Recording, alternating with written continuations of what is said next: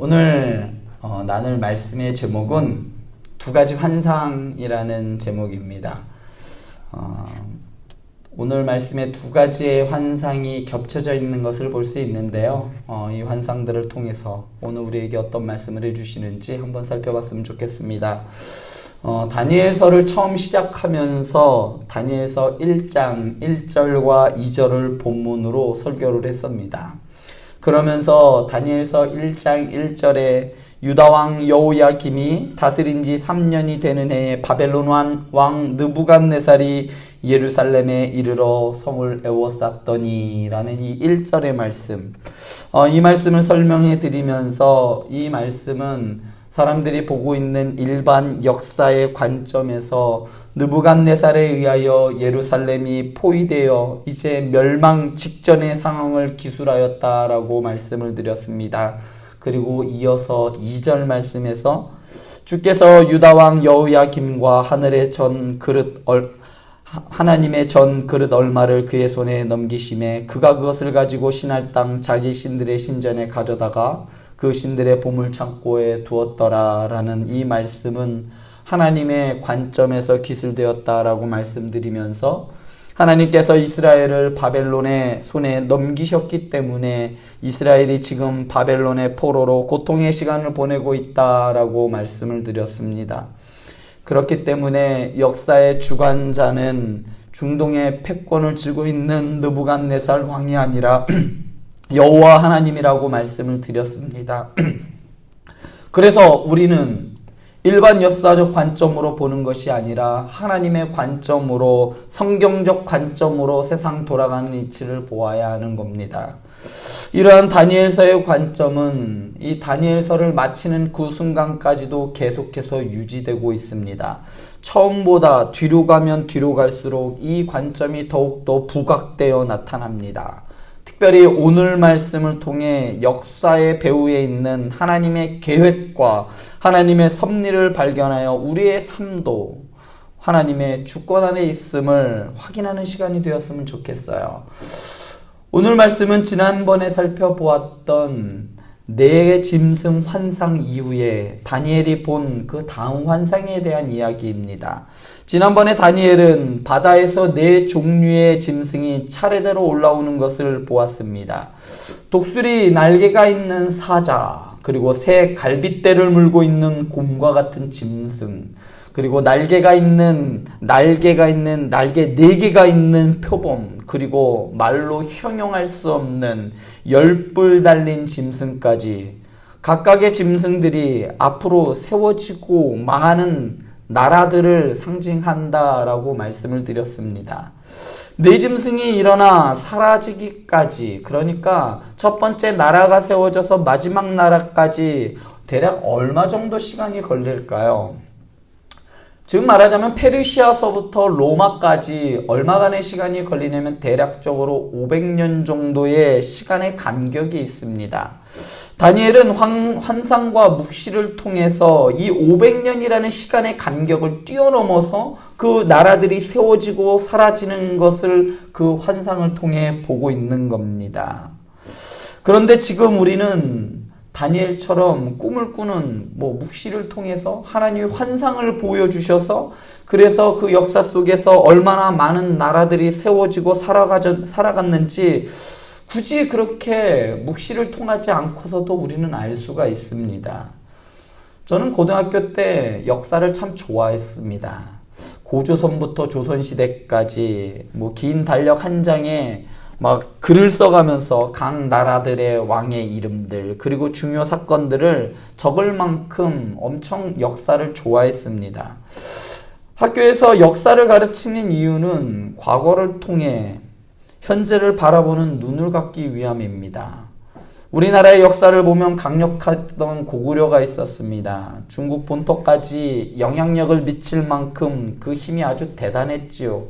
그러나 그런 나라들도 결국 왕자들의 난으로 나라가 분열되고 망하게 되었습니다. 그 후에 통일신라, 고려, 조선에 이르기까지 뒤를 이어서 계속해서 나라들이 세워지고 망하고 또 다른 나라들이 세워지는 것을 우리는 알 수 있습니다.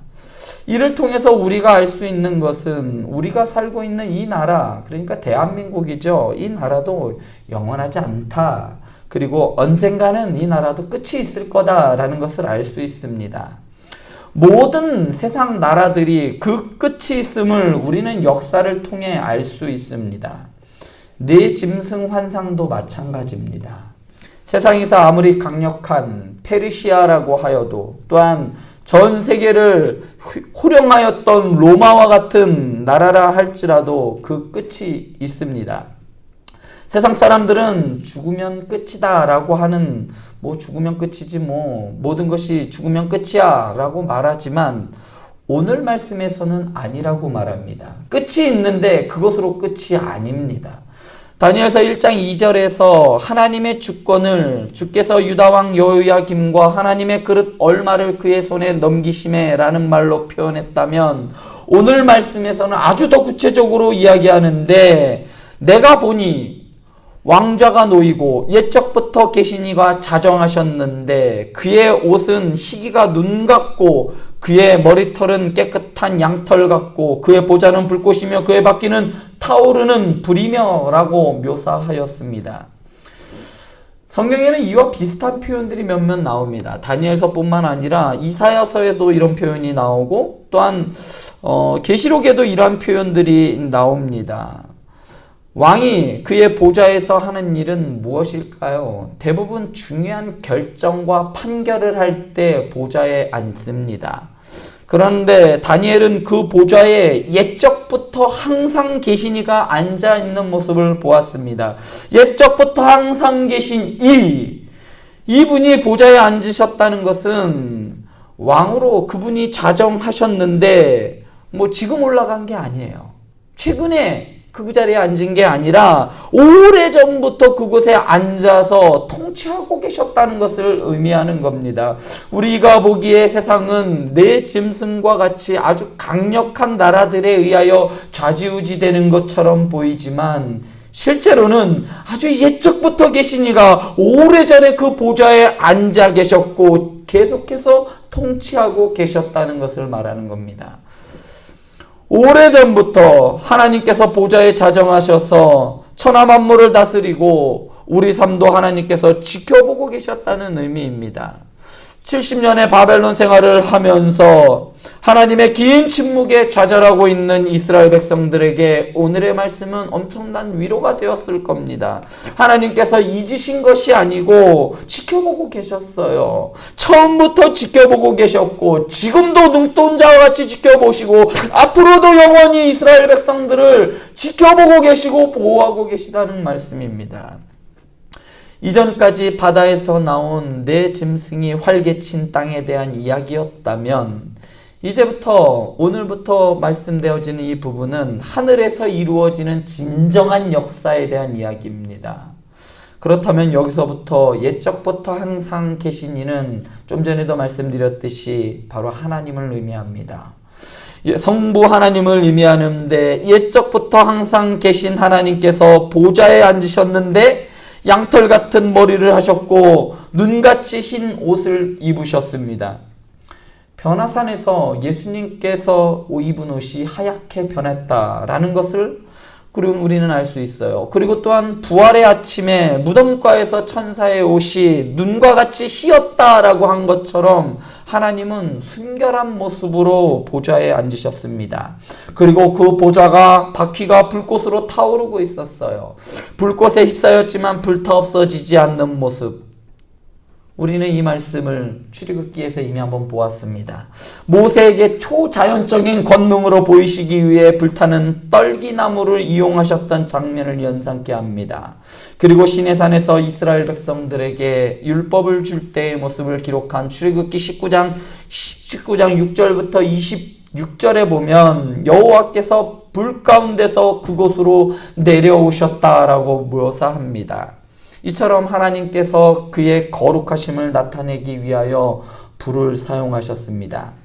마찬가지로 거룩한 하나님의 보좌를 꺼지지 않는 불꽃이 흘러나왔는데, 그 보좌 좌우편에 천천과 만만의 수많은 천사들이 섰고 심판을 베푸는 데 사용되는 책들이 펴져 있었습니다.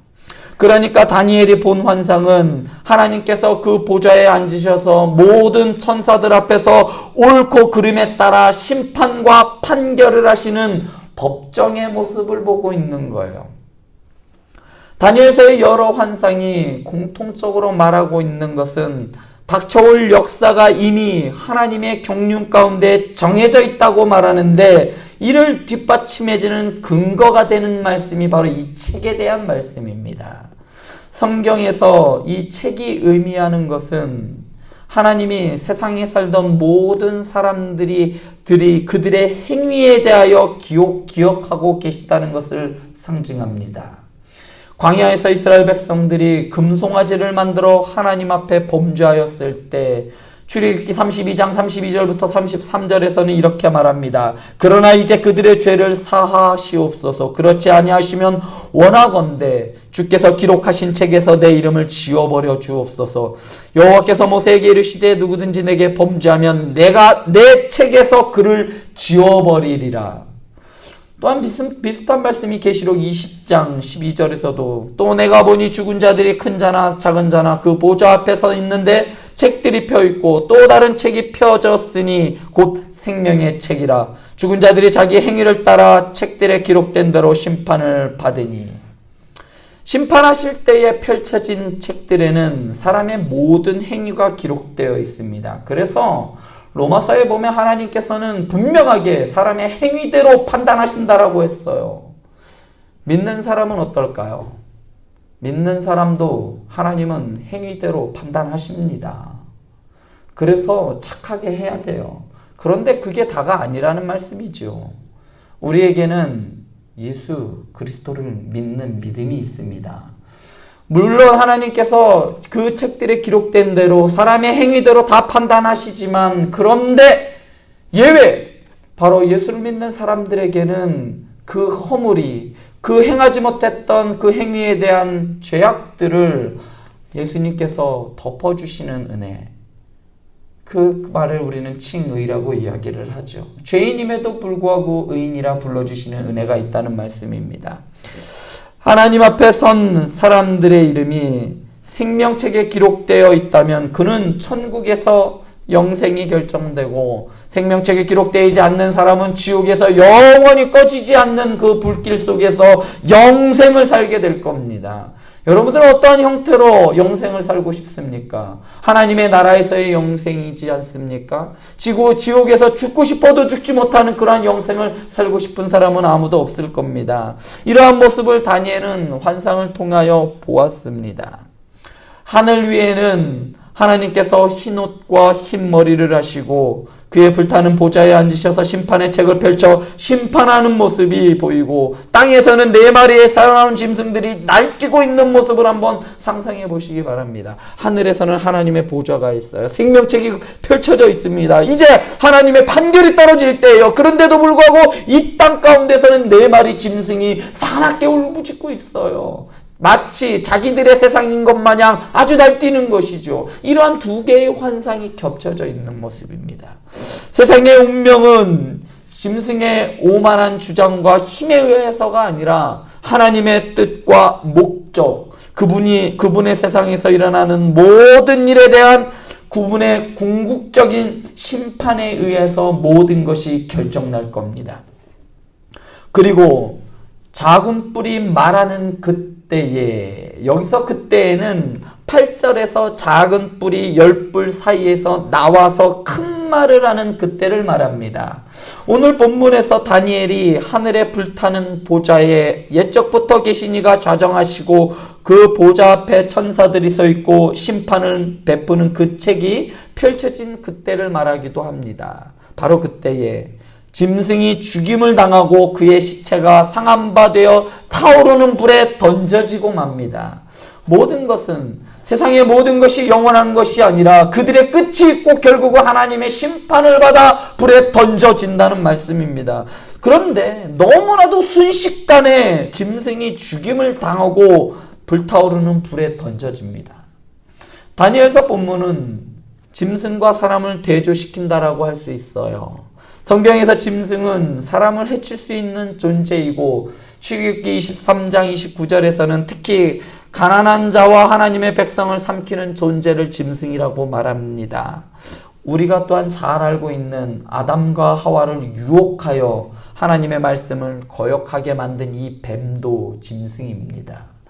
기본적으로 짐승은 하나님께서 지으신 피조물이지만 짐승에 대한 몇몇 군데의 묘사들은 짐승의 강인함과 잔인함 그리고 무도함, 간악한 등을 표현하고 있어요. 마찬가지로 다니엘서의 이 환상에서도 역시 열강들의 강력한 나라들을 짐승으로 표현한 것은 그들이 너무나도 잔인하고 그들이 너무나도 강력하고 그리고 이러한 맥락 가운데서 이해를 하면 좋을 것 같아요. 다니엘의 환상에서 나오는 짐승들은 하나같이 강하였고 두려우며 사나운 존재들이었습니다. 그들의 아래에서 살아간다는 것은 죽는 것보다도 힘들고 아프고 고통스러운 거였습니다. 이러한 짐승의 이미지야말로 요한계시록에 번번이 등장하는 짐승을 상징할 수 있다고 봅니다.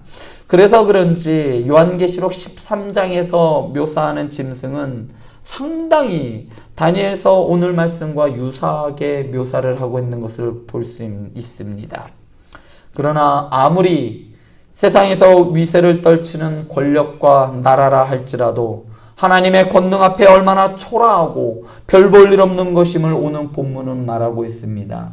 사단의 권세가 아무리 크다 할지라도 그것은 결국은 심판이 결정되어 있는 거예요. 결론이 나여 있는 겁니다. 세상 나라들은 자신들이 가지고 있는 힘을 자랑하며 과시하고 실상 하나님의 행하심 앞에서는 하룻밤의 꿈이며 바람에 나는 겨와 같다라고 시편 기자는 말하고 있습니다. 그리고 남은 새 짐승들은 권세를 빼앗기지만 잠시 더 살아있다라고 말합니다. 아직 짐승들이 존재하지만 그것은 이미 권세를 빼앗긴 채 최종적인 심판의 시기까지 기다리게 한 것에 불과하다라고 12절은 말합니다. 사단의 권세는 아무리 큰 것처럼 보이지만 이미 그는 심판을 받은 자이고 이미 결론이 난 자라는 겁니다. 세상의 권세가 아무리 크다 할지라도 도래하는 하나님의 나라 앞에서는 그 권세도 이제 끝난다는 겁니다. 무화과 나무를 보면 계절의 변화를 알 수 있습니다. 잎이 지는 것을 보며 이제 가을이 오고 겨울이 온다는 것을 알 수 있는 겁니다. 시대를 읽으시기 바랍니다. 하나님의 나라가 곧 임할 겁니다. 예수님의 재림이 있습니다. 이것을 부정할 수가 없는 겁니다. 다니엘은 이 환상을 보고 있어요. 단지 심판날까지 하나님께서 살려두신 것에 불과합니다.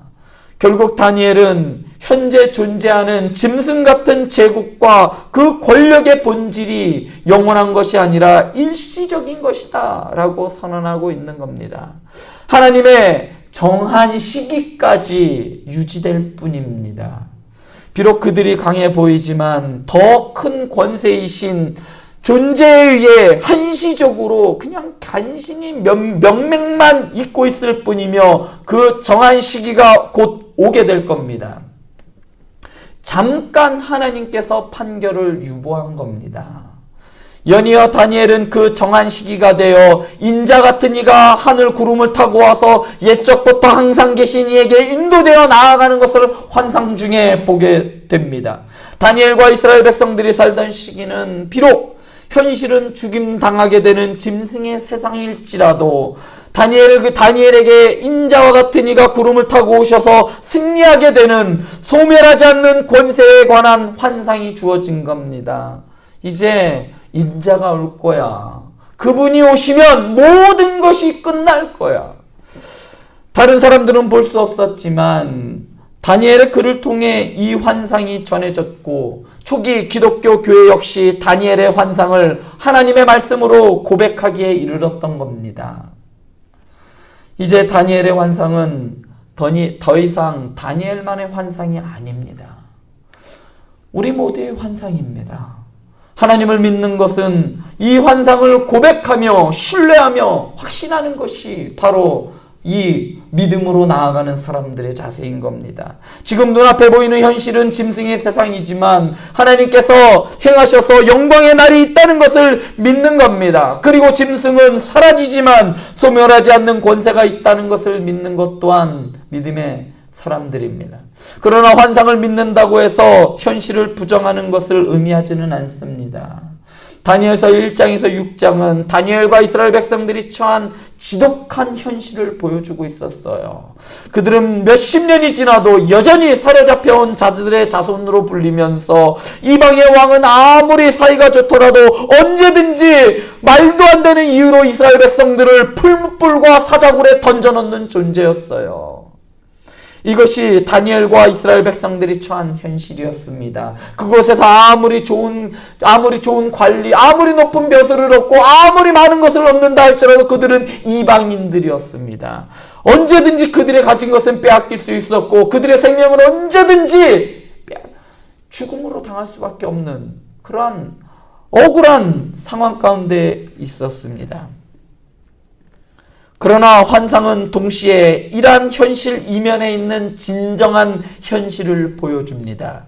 우리가 환상이라고 생각했던 그 현실은 이방 왕들이 권력을 쥐고 있고 이스라엘의 운명은 그들의 손에 있는 것처럼 보이지만 참으로 영원한 권력은 하나님이시라는 겁니다.